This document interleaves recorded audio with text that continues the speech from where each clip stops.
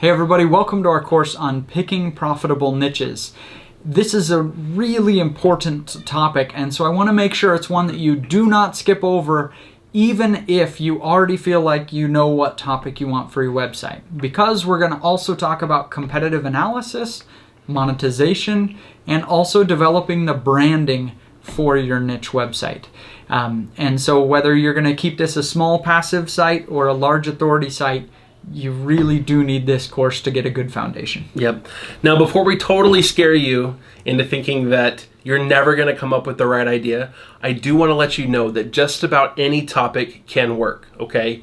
If the thing that you like the most maybe seems on the competitive side, or maybe it seems a little bit out there, a little bit abstract, we can make it work. This is all about how to frame that topic into a good website, into something that will work really, really well. It's not necessarily saying that, this half of all ideas out there are just bad, totally bad. Mm-hmm. It's more like, okay, of all the ideas out there, you're going to have to build the website the right way, think about it the right way, brand it the right way to be able to make it be successful for you. So that's what we're going to talk about in this course. It's less about, is this just a horrible idea to start with, and more about, how do I make it a good idea? Almost any website can work. A friend of mine, Cassidy Tuttle, runs the blog succulenceandsunshine.com. It's about like growing aloe in your house. If you were to ask me to score that on our niche site ideas list, which you all have, we have hundreds of ideas there. If you were to ask me to score that, it'd be lower. I probably wouldn't put that near the top. And she makes over $100,000 a year from that site. So almost anything can work, like Ricky said, if you'll put the work into it and do a good job with the website. So as you look through that list for some inspiration, and you're seeing kind of our knee-jerk reaction to each of those niches, keep in mind that, again, anything can work, and so do not overanalyze this, but we do want to make sure you're aware of these foundational principles. Yeah, one of the examples that people have asked me about probably 2 or 3 times since we first put out that list is golf. They say, golf ends up quite a ways down your list. It might even be in the yellow today. And they say, golf is the one thing that I know, and it's what I want to talk about. Mm-hmm. Is everything in golf really that bad? I say, well, no. First of all, we were scoring golf, like the whole topic of golf, in one website. That was what the score was for. It wasn't, tips for amateurs that are looking to get into the PGA. Coaching youth golf or something. We probably would have given a better score. It would have received a better score. Because they're less competitive. Exactly. Now, are there reasons why golf isn't at the top of the list? Yes. Not a whole lot of products. There's a fairly high level of competition. But again, that competition goes way down if you narrow the topic a little bit onto something a little bit more specific. So again, don't take the score that's on that list as gospel, okay? There are things we could do to every single one of the ideas on that list to move it up or down the score, okay? Mm-hmm. So again, you're getting our reaction based on how we interpreted that topic when we read it. So again, just because something's in the top 10 does not mean something else on that list could not do just as well. Right. It's just our way of kind of sharing our knowledge of just how we're generally looking at niches, and you can get a great look at it from doing that. So really, when you're analyzing niches, you really only have to answer 2 questions. The first is, can I get traffic in this niche? And the second question is, if I get that traffic, can I monetize it? So we're going to spend the bulk of this presentation really answering those 2 questions. And so let's dive in first to, can you get the traffic? Yep, can you get the traffic? So for this, actually, throughout this discussion, I want to use an example. Let's use an example of an idea for a website, and that might help illustrate this a little bit better. So the example that we want to use is, let's say, basketball drills for kids, okay? The first thing that I'm going to think about is this too broad, too specific? Is it too obscure? Is this something that people might be interested in? Mm-hmm. And the easiest way to think about this is using a technique we call the party test. The party test is, if I were to go technique, it makes it sound so scientific. I know. and you don't even actually have to do it. It's just and you don't even have to go to a party. Right? It's really simple. Yeah, you don't exactly. It's more of it's just a thought technique, a thought exercise. Exercise. We call it I'm an giving you a exercise. hard time. It's a thought exercise. So the idea is, if you were to go to a party and you're talking to people, and somebody says, "So, I heard you build websites. What, like, or it's like, or what hobby do you have?" And you say, "Well, my hobby is, I like to teach coaching and basketball drills for kids." You'd be like, "Oh, okay, yeah, that's cool. I know what that means. I know what that is." If you were to say something like, "Oh yeah, my hobby is breeding raccoons." Or I don't know. Yes, breeding raccoons. People would be like, okay. Yeah, if at the end of the party you go to your wife and you're like, "Did you hear about that weirdo?" Yeah. Then it's too specific. Exactly. If your niche is, restoring 1600s cellos, it kind of goes past the, wow, that's unique, to that's really strange. Right. And if that's kind of where you are, our concern is that there's just maybe not enough general search volume in the world on that topic. It's good to niche down for the competition, which we'll talk about next. But first, just is there enough general volume? And in addition to its state now, we also need to look at the trends and seasonality of that volume. So trends for that is really easy. Just go to trends.google.com, and you're going to want to search words like basketball and see what the trend is. If we see, wow, it's really dropping off fast, that's a little bit of a cause for concern. A lot of them you'll see a slow decline in, like fishing, if I remember right, has a slow decline. And so it's fine if it's a slow decline. It's not like everybody's going to stop fishing in the world. It's just not as popular as it was a couple of years ago. No big deal. Mm-hmm. So we just want to check that the general trend is okay. Likewise, if I search something like selfie sticks a year ago, it's shooting up, it's so popular, and so that may lend somebody to say, "Woo, this is what I'm going to do my niche site on." But things that go crazy up all of a sudden are also very likely to go crazy down. And so don't pick something too gimmicky that's hot right now. Yep. We're building for the long term, something that we want to be good for a long time. Last tip on trends is, as you're doing that search, you want to make sure, for example, if I had searched just basketball, I might see, wow, there's this huge spike in March every year. That must be my best season, so I got to get my website ready for March. And then you make your website about coaching youth basketball, and you're like, weird, there was no traffic in March. And then you realize, oh, that's because it's March Madness for college basketball. It wasn't people interested in my part of the niche. So be sure to do a few searches. Maybe you search basketball, and then you search basketball drills or youth basketball, things like that, to see when the season is for your aspect of the niche. Exactly. So doing a Google Trend search is going to give you that overall trend of if it's going up, if it's going down. If it's relatively stable, that's actually what we're looking for. Yeah. It's also going to give you, like Jim is alluding to, this seasonality. Okay, so you're going to be able to see this is a topic that tends to have a 3-month high season and then 9 months of nothing. And if that's the case, you need to be aware of that right off the bat. You're going to make most of your money in those 3 months, and the rest of the year, it's probably going to be pretty dead. And I'd call that a problem. If it's 3 months or less, I'm going to think long and hard about even starting the website. Mm-hmm. For example, I'm teaching my kids how to ski. In fact, we're going to go up tonight. We're going to go skiing. And so I thought, ooh, that could be a cool website. Skis for kids and how to size them and how to teach them. Is it easier to start on skis or snowboards? And then you realize, man, in most of the country, you got like a 3-month season for skiing. Mm-hmm. And most of that traffic is at the start when everybody's buying their gear.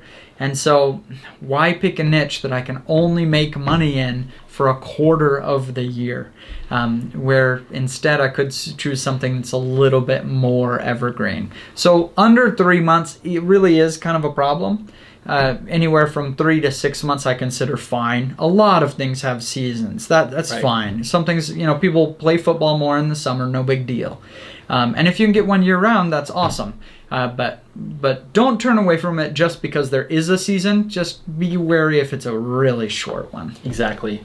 Now, the next thing we're going to look at when we're assessing whether or not we're going to be able to get traffic is how evergreen the content is. And by that, I'm not talking just about seasonality, but I'm also talking about how long is this content going to be good for.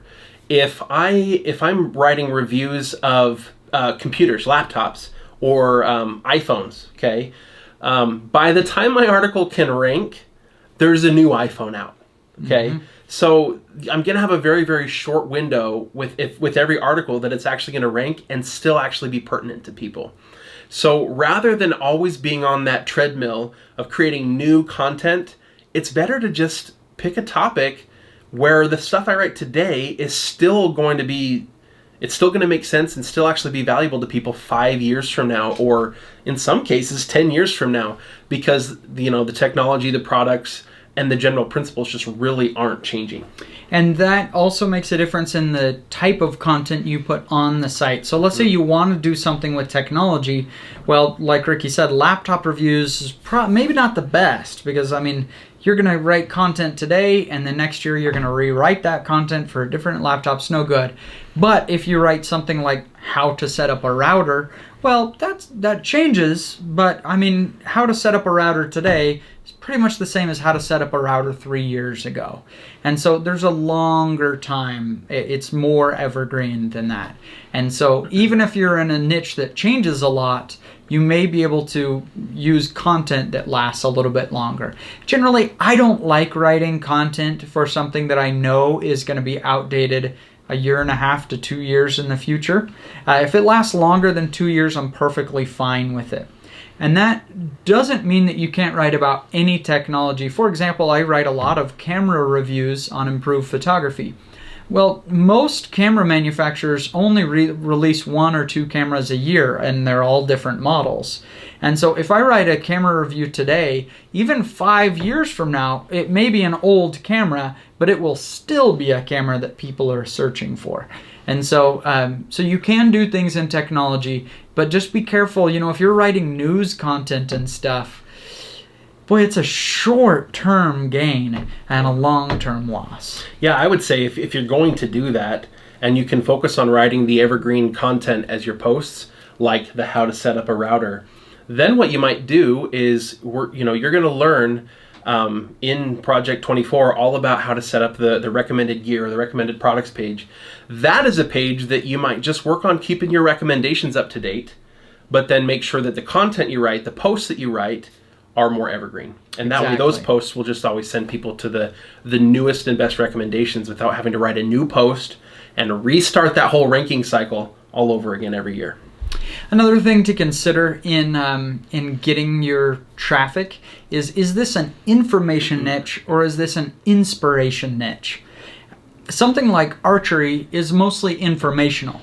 I don't want to go on Pinterest and just look at awesome photos of people's nice tight groups of arrows in a target.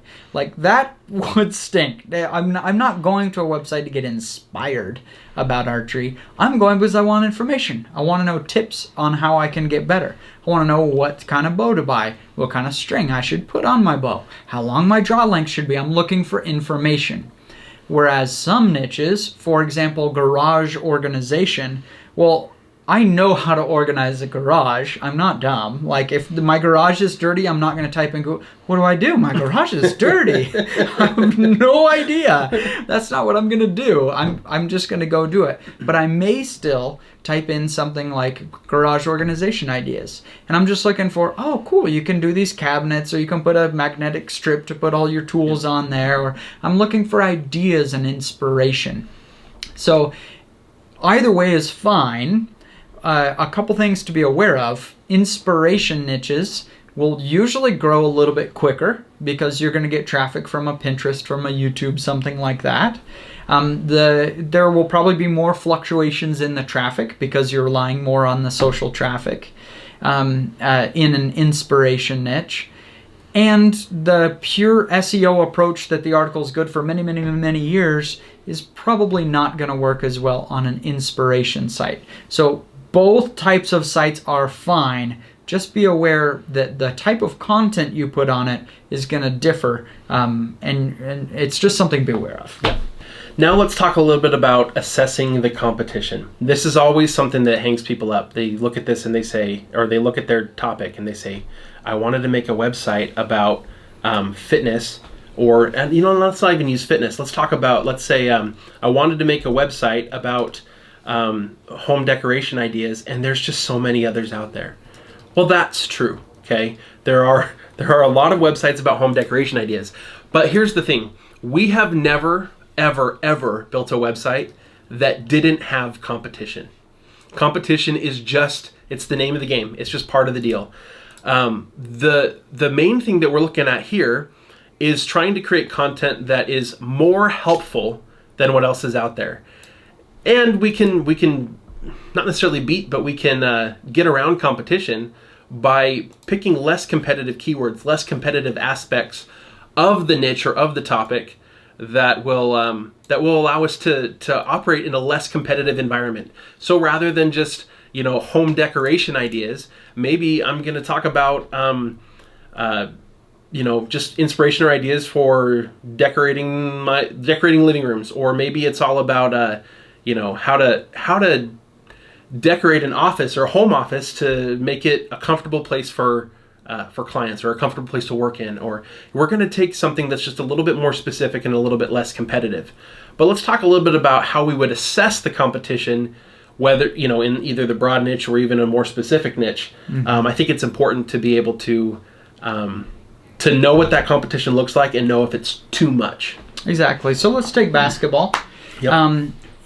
If I just make my website basketball, well, we're going to have some very authoritative information. Wikipedia and ESPN and stuff, too general, just basketball. Right. But let's start finding some things that people could ask Google about basketball, and we just want to make sure that some of them are available. Some of them are not too competitive.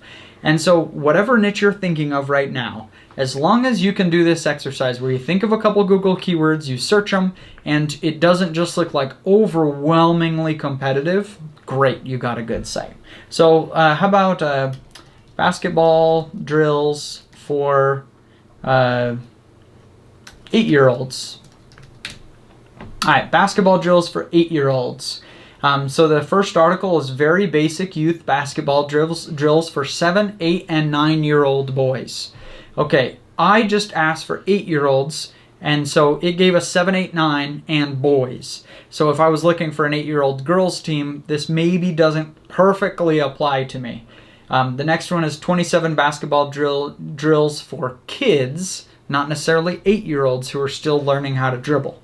And so you get the idea. As I look at these search results, I say, okay, those are pretty close to what I'd typed in, but it's not exactly what I had typed in. And then I look at the articles and I read through them and I say, oh, you know what? That website looks pretty old. It's kind of old, and it's actually reasonably, well, it's shorter than what I would probably write. Yeah, it's short, has no pictures. It looks like kind of an old site. It's not exactly what I had searched. And so I say, this isn't that great of a result. Yeah. Even on a new website, I think if I wrote a nice 2,500 word thing and I made some nice graphics showing the drills and stuff, and I gave them a printable little chart they could use to bring to practice, like the chances of me ranking on that are 100%. It's going to happen if you make an awesome resource. So that's a great thing. So as long as you can do this, as long as you can think of a couple keywords, so research them and say, yeah, that's not that great. I could do better. Then you're okay. Now let's look at one that's too competitive, just so that we have something to compare it to. How about something like just basketball tips? Yeah. A brand new website is not going to rank for basketball tips. Yep. Maybe 2 years into your site once you have a lot of other content and stuff, but a brand new site, it's just not going to. So the first one is from breakthroughbasketball.com. 21 easy ways to improve your basketball shooting percentage. It's right on point. These are basketball tips. It's 21 tips. That's a lot of tips. It's a longer article. The next we see a video on this. another basketball fundamentals. There's a whole website, basketballtipsandtricks.com. So this is probably too competitive. We see everything is on there. Here's 47 basketball tips. This is probably too competitive. So if you see really authoritative domains, right on point, long form content, then we say it's probably too competitive. If you see a forum result or the articles didn't quite answer it, or only 2 of the articles answered it and a lot of them didn't, then yeah, that's probably a go ahead. This is okay. So this is what you want to think of. Just do some searches, things that people might type in your niche. Do this 10, 15, 20 times. And if you say, yeah, you know what, I could probably come up with 15 or 20 good articles, then go for it. Because after you do those, you're going to find 15 or 20 more that you can write. It'll snowball. And before you know it, you'll have a list of 50 different things to write about, and it'll only grow, because the more research you do in this space, the more you're going to find, the more gaps you're going to find. And so now this kind of leads us to the next point, which comes back to sizing your niche and sizing it appropriately. So, we kind of niched down and we kind of niched up with our searches, okay? We niched down to basketball drills for 8-year-olds. And while that would be a good article to write, you could create a pretty cool guide about, basketball coaching tips or drills for 8-year-olds. I wouldn't make a whole website about that, generally speaking. If your whole website is about basketball drills for 8-year-olds, you're probably going to have 10 articles maybe you can write, and then that's it. On the other hand, I'm not going to make a website about basketball tips, because that's really, really, really, really broad. And anyway, let's talk about that a little bit more. When could you make a website, or at least choose a domain name that's really broad? Well, I think it depends on how much content you plan on having on your website. So I made improvephotography.com a general photography site because my intention was to have thousands of articles on the website eventually. And so I didn't want to be cut down into a little sub-niche of this. And that's exactly what's happened. We just looked at our finances. We paid over 50 people to write articles on that website this year. It's a monster. That's an army of people writing articles. And so if you're going to choose a broad niche, you need to have the vision that you're going to fill it. You got to fill the space that you're in. If you think, you know what, I'm going to make a website with 30, 50 articles on it, then maybe we want to make something on light painting photography. It's a very small subset of photography, and if I have a website just on light painting, there's a good chance I can even beat out the big guy who also has a couple articles on the topic. So that would be a great niche to go after, no problem. Yeah. So tying this back to the basketball idea, if I'm planning to build a website that's going to be a 30 to 50 article passive niche website, building a website that is basketball drills or maybe basketball coaching for kids is probably a really good topic. Awesome. But if I want to be able to expand that further and turn this into a big authoritative website, maybe I start creating my content that's targeted toward coaching kids, but I pick a domain name that's a little bit broader, that's maybe just basketball coaching tips.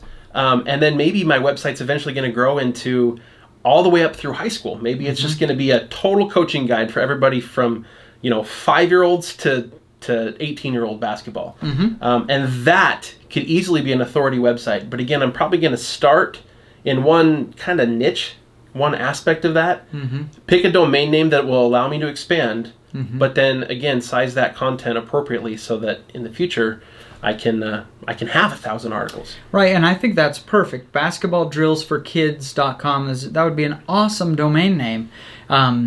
And the reason I like that one is that the distinctions aren't arbitrary. Yeah. Sometimes we've seen some people who say, okay, I want to size this down, and then they pick kind of an arbitrary distinction. This is a silly one, but hopefully it'll make the point. Decoratingbluehouses.com. Well, most of the things you share about decorating are going to apply to more than just blue houses. They're going to apply to others. And so why did you cut it down to that? It didn't make any sense. And so now somebody that has a brown house says, oh, my house isn't blue. I don't like this website. Yeah. Don't cut it down for nothing. The basketball drills for kids are going to be very different than basketball drills for high school age people. And so it makes sense to choose that. So if you're going to cut it down, make sure there's a reason and you're not just arbitrarily cutting people out. Or we saw one that was, I can't remember what the niche was, but they made it specific to Canada. And we looked at it and we're like, why did you do that? Physics works the same in the United States. We could have done that here. And so, or it was astronomy, whatever. Why make an Astronomy Canada website? We all see the same stars, right? And so it just didn't make sense. So make sure your distinctions have a purpose behind them. All right, so now let's dive into the second question, which is, can you monetize this niche? Okay. Now, there are a lot of different ways to monetize a niche, and so don't get too hung up on any one of them. But there are a couple that really every site should try to have, at least at the very beginning. And for passive websites especially, these are going to be the easiest way to go. And those would be, first and foremost, affiliate marketing. So affiliate marketing, that's just where you link to a product that somebody else sells, somebody else manages it, you don't have to ship anything, and you just earn a commission for anytime somebody makes a purchase. That we're going to set that up on your website fairly early on, but not until after we start to get some good content up on your website. Yeah, and that's really true of all of these. We don't really care that you implement this right now. Yeah. In fact, if you went all the way through the starting parts of your website and for the next 6 months you just never even get to the monetization, it just doesn't even matter. It's totally fine. Because the monetization is something we can do really quickly on a website. We bought Dirt Bike Planet. Well, we bought dirtbiketipsandpics.com. Terrible name. It even had hyphens between everything. Yep. But we bought it because it had high traffic and terrible monetization. And we said, well, monetization is easy to change. Yeah. So it's not so much that you figure this out right now, exactly what you're going to do. The much more important thing is that you just at least have a general plan of where your website is going. Because once you get the traffic, you can easily turn these things on. So in addition to affiliate, that's probably one of the most common monetization methods. The one that maybe I like best is info products. I love selling info products. It could be a video course like we're selling to you right now. Mm-hmm. It could be an ebook.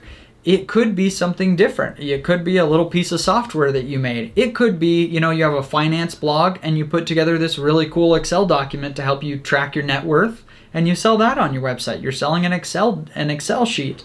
The possibilities are really endless to what you could create, but digital products I love having on a website.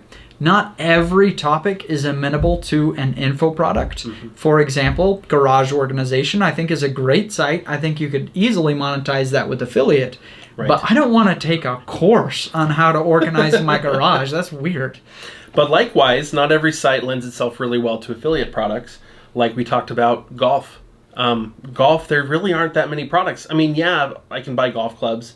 Actually somebody came to us talking about, or they wanted to build a website about, they actually make their own clubs. They replace the shafts, they do all that. And there's some tools and there's some raw materials involved. And for the people that are interested in that, that could be a cool website for affiliate marketing. But if you're going to be teaching about the example we gave of, helping amateurs that are aspiring to get into the PGA, and you're going to do some training and that kind of stuff on your website, well, I can see a great video guide coming out of that. Mm-hmm. It won't be nearly as good as having a swing coach that can watch what you're doing, but it's probably a lot cheaper. And that brings up another one, is consulting. Yep. Both of us are avid tennis players, and I was working on my serve the other day, and I thought, so I started searching on YouTube, and I got into somebody's funnel, and I always get excited when I get into somebody's funnel. When I get on their email list, I'm like, all right, what are they going to try to sell me? What do they do? I just think it's cool to watch and see how good they do with the sale. And this one, he had kind of a clever product, I thought. You video your swing, your serve on your cell phone, and you email it to him, and he records you a little video coaching you on the things you need to change about your form. Genius. Super smart, right? I'm going to stop playing you. Yeah. Because tennis is one of those. You don't need much stuff for tennis. You need shoes and a racket, and that's it. You can get a ball machine and stuff, but there's still just not that much. And so you just think through it. And when you notice that, man, I've had a lot of comments on my blog about, do I do this or that in my form? Then you say, I got an idea here. And you just turn it on. So you just need a general plan for now. It's okay if you don't know the end game. And you can blend a lot of these. You talked about affiliate, I talked about info products. What if you say, well, I like golf, but I don't know if I could create a video. I'm terrible on video, I'm awkward on video, I don't have the skills for it. Then go get somebody else's video course, an info product, and you just be an affiliate for it. In any industry, there are affiliate products. And by going to cj.com or ClickBank or ShareASale, just search your industry and you'll find lots of people willing to give you 50, sometimes 90% of the sale price just for sending the traffic. Right, because to them, every single sale is added income, it's added profit. Because the cost of an additional sign up on a digital product is essentially zero. Mm-hmm. And so for them to give you 50 or more percent of the sale price, whatever. Why not? Yeah. I mean, if they make $20 off of your work to sell a product to somebody, then it benefits them. And so they'll often have those pretty high return or high payout programs. Yep. Yeah. Another one is ads. Exactly. The good thing with ads is every website can have ads on it.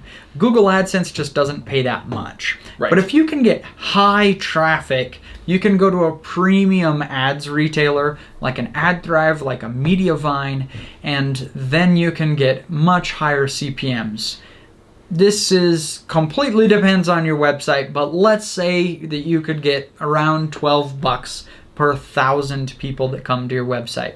Now, if you only have 3,000 or 4,000 people coming to your website a month or 3,000 page views, whatever. Buy a couple pizzas each month. Yeah. But if you have 1 million people coming to your website, that's a lot of money. Yeah. And so if you are going to be in a niche that's hard to monetize else in another way, there's always that. So let's say you have a website, you just love reading People magazine, you're just into that and you want to write about celebrity gossip. Nobody's going to buy an info product about what Jennifer Aniston ate for breakfast. Yeah. It's not going to happen. It's just not going to work to monetize that site in a lot of ways.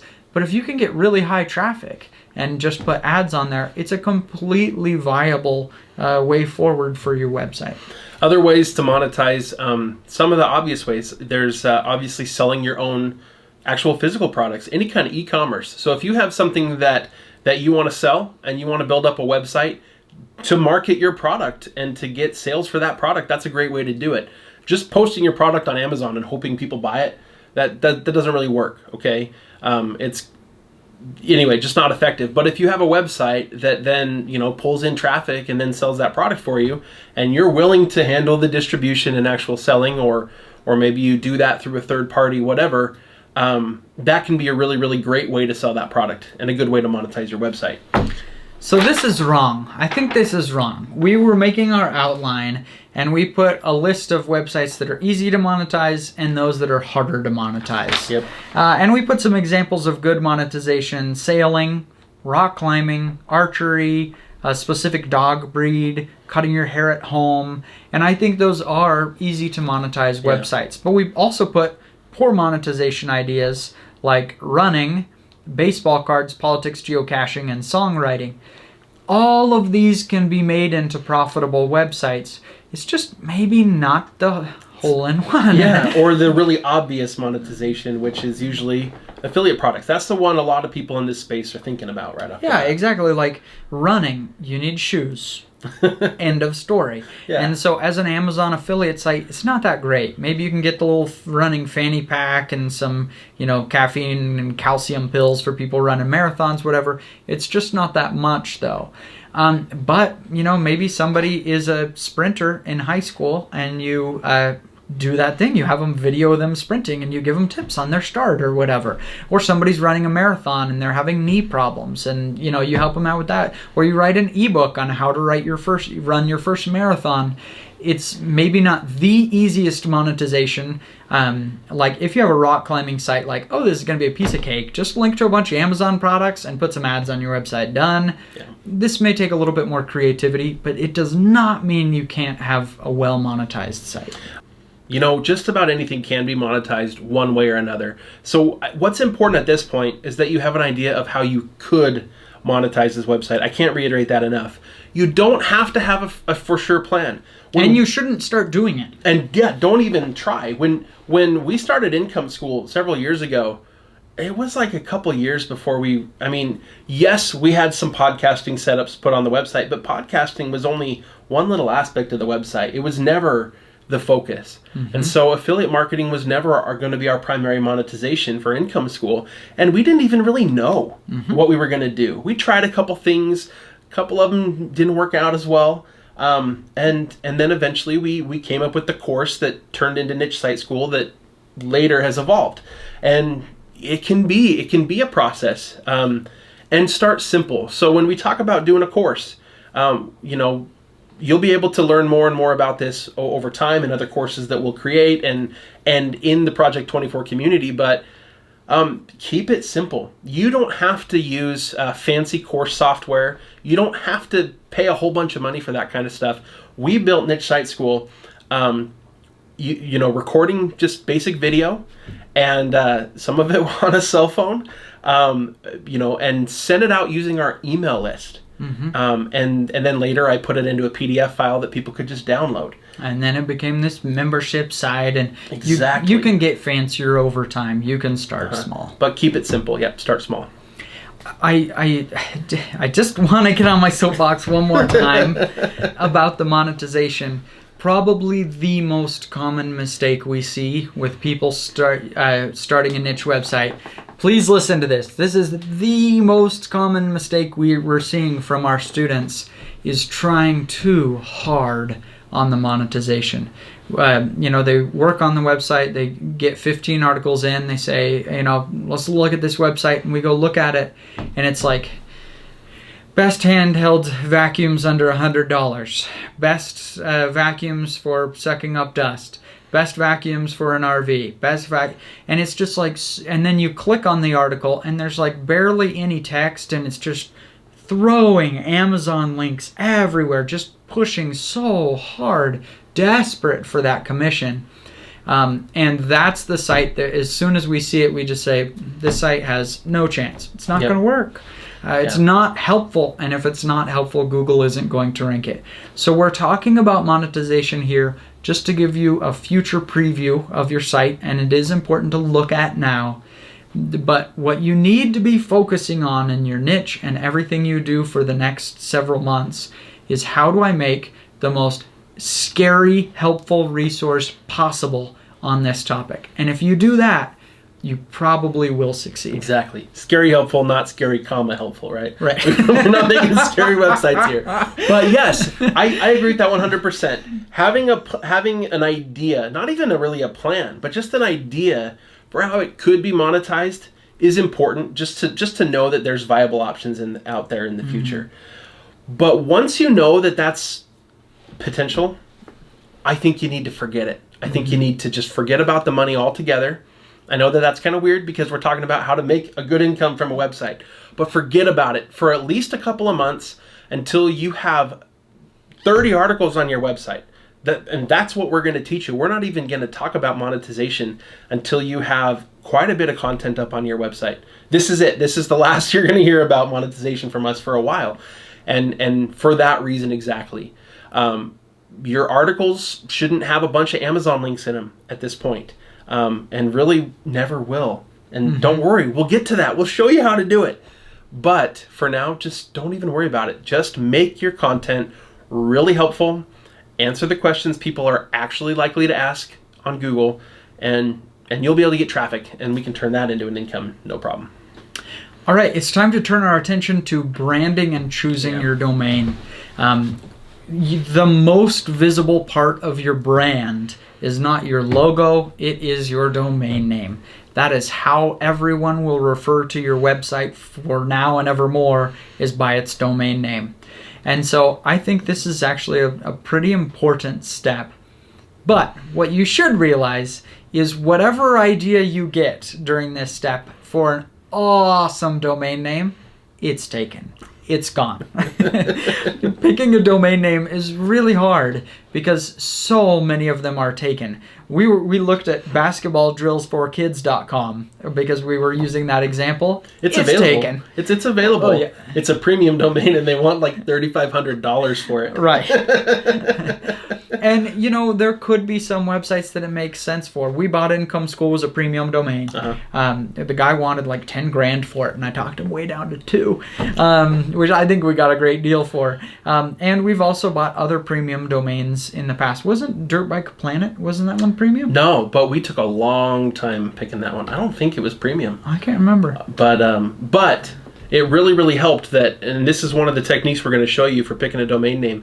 It really helped that we have kind of a list of modifier words, planet being the one. Oh, yeah. So dirt bike is the keyword that we wanted. Yeah, dirtbike.com is taken. Yeah, but we looked at, you know, what's Dirt Bike Headquarters, Dirt Bike Guru, Dirt Bike, you know, on and on and on, and then Dirt Bike Planet was available. It was like, oh, that. You're right, that one was available. Yeah. That's kind of rare to find something like that's a pretty good domain name. Yeah. You got to sometimes be very creative these days to get something available. So I think before we get into like how to find one and if it's available or not, first I think it's important that we just decide what we want our domain name to feel like to our customer. If you can decide that now, it's going to make the process of finding an open domain much easier. So improve photography. I wanted to be to have the focus on kind of a beginner level. I wanted the focus to be on information and getting better and tips. And after we selected that name, now 8 years later, that name, Improve Photography, just the domain name I was able to get, has really impacted the brand. We've always kind of been about the beginner and intermediate parts of photography. The advanced photographers kind of fall off once they get to that point. And I think it's because of the domain name. It speaks to somebody who's new and a hobbyist in the topic. So it's important that you think of what your site is going to feel like. Basketballdrillsforkids.com just clearly explains what it's about. Nobody's going to get a t-shirt or a hat that says basketballdrillsforkids.com. It's not really brandable. And so if you were going to build this into an authority site, I'd probably say, nah, probably don't do that. We probably want something that's cool that could go on a t-shirt or a hat or something. Yeah. But if your website is more transactional, just I have information, this is exactly what you need, basketballdrillsforkids.com is perfect. And I think that's an important distinction that we need to make here. Is I have told many people, because they've come to me asking what domain name should I pick for my site, and they're just fretting about it for days. And I say, well, honestly, it doesn't matter that much. And the reason I've said that is because their sites have been intended to be kind of a passive niche website. And when we talk about these passive sites, we're not trying to build a community. We're not expecting to get a whole bunch of repeat traffic. People are going to Google something. They're going to see my article in their Google search results. They're going to come read it. Hopefully, they'll buy a product or something. And then they're probably going to leave. And they may never, ever come back to my site again. They won't remember what it was called. And in this case, what matters is that the domain name makes it clear what the site is about. So that when somebody does see that in their Google search results, and they looked up something about that was related to cabins, and they see this website is cabinfreedom.com, they're like, oh, that's a site about cabins, so they probably know what they're talking about with this cabin related topic. But if we're building a site that we intend to be our kind of bigger authority site, where we are going to try to cultivate more of a community, maybe have a YouTube channel with a good strong subscription base, and build up an email list, and just get people coming back over and over and over again, and eventually buying our products and whatever else. I think it matters a lot more that we pick a really good domain name. The other thing that's really important here is to get a .com domain name. Don't cheap out here. Don't try to get too creative. We just recommend .com and not .net, .org, .photo, .biz, .whatever, including geographic specific keywords like .co.uk, .ca, etc.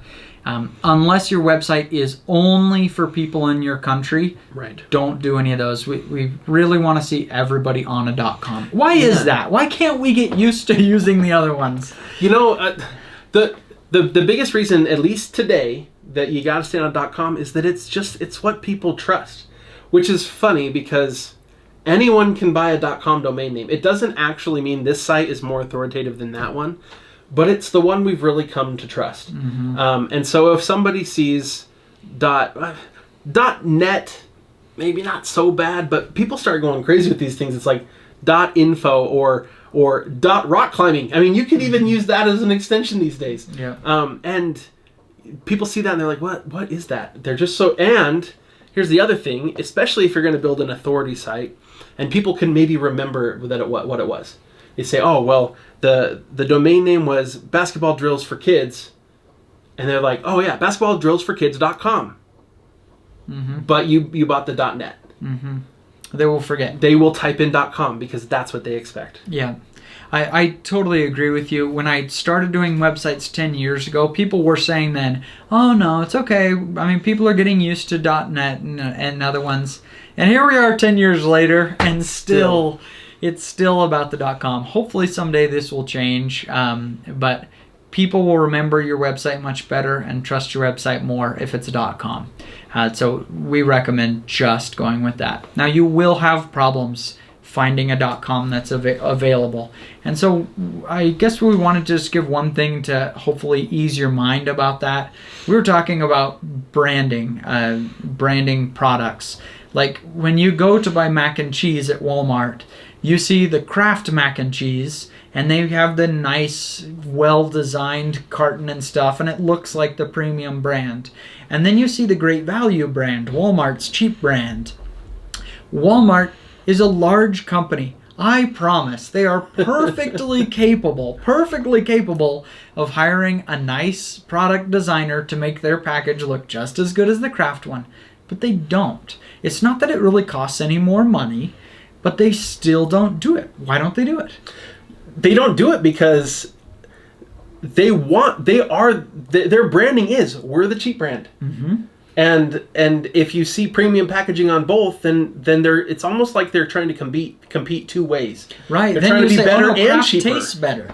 Yeah. Right. It just says this has mac and cheese too. We have a picture too, but this is on this plain white one. It's cheaper.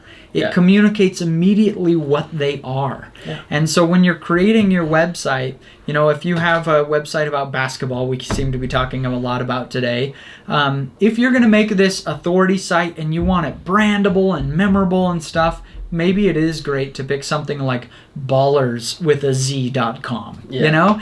But if your website is just a simple, passive site, use that to your advantage and use this Great Value kind of branding by just naming your website basketballdrillsforkids.com. It just clearly says what you are. I'm not trying to be your best buddy. I just have information that you want, and then when you see it in a Google search result, you're like, ah, perfect, that's exactly what I was looking for. And you click it because Ballers, who knows, I might like it, and I don't know what they got. Right, exactly. So, yeah, if you're going authority site, then pick something that people will remember, something that is very brandable, something you could put on a hat or on a T-shirt. And then when people find your site, it's not because they're just Googling it. It's because they've heard of it. They've seen it before. Maybe because you have products. Maybe you have some ads that point to it, and you've created a big brand around that. And I guess that's the key difference between authority site and passive site is, do I care if the person ever remembers me? On a passive niche site, the answer for me is no. I don't care if you remember. I don't care if you liked my brand. I just care that you came and you found some good information, and maybe you clicked on an Amazon link, maybe you didn't. That's fine. We don't have to be best buddies. It's just got information. So it's all right if your website ends up being something that's not super fun and creative and stuff. It's just something like, you know, easy dog potty training tips.com. You know, nobody's putting that on a hat, but when I'm searching for dog potty training tips and I come across that website, I say, perfect, that's exactly what I wanted. I think that's great advice. And now we talked before about, Sometimes it makes sense to pick a domain name where the domain's a little bit broader than what you want to talk about today so that you can later grow it. But that's not always the case. That's not always what you want. And a great example of this was a website that you built a few years ago called pontoonguide.com. Pontoon boats are a pretty specific type of boat. And by picking pontoonguide.com, you pretty much precluded yourself from ever being able to write about ski boats or, anything else. Yep. So why do that? I knew the site was going to be the size of only big enough to fill up pontoon boats. Now, that's one part of this, but the other thing is I didn't want it to be a random distinction. And so if everything I was going to write about would have also applied to the ski boat owner, the bass boat owner, then this distinction wouldn't have mattered. But actually, pontoon boats work so differently than other boats that I thought a lot of pontoon boat owners, when they Google questions about their boat, are going to use the term pontoon boat because it works very different than other types of boats. And that turned out to be a really great bet because while boating in general there's a lot of information about, there was just nothing in my keywords for pontoon boats. And that website ranked fast. Like 30 articles on the site. It got up to $4,000 a month during its peak season, and then I sold the site for $74,000. It's okay to have a site on a specific topic and just say this is not going to be a giant magazine of information. We're going to be specific here. Yep. So that is picking a profitable niches for your website. We've covered a lot of information today. We just want you to have all of this in mind as you're selecting your domain name, your brand, and your niche. Don't obsess about this. What's going to make or break your site is how helpful you make it. This probably won't, as long as you make a reasonable choice here.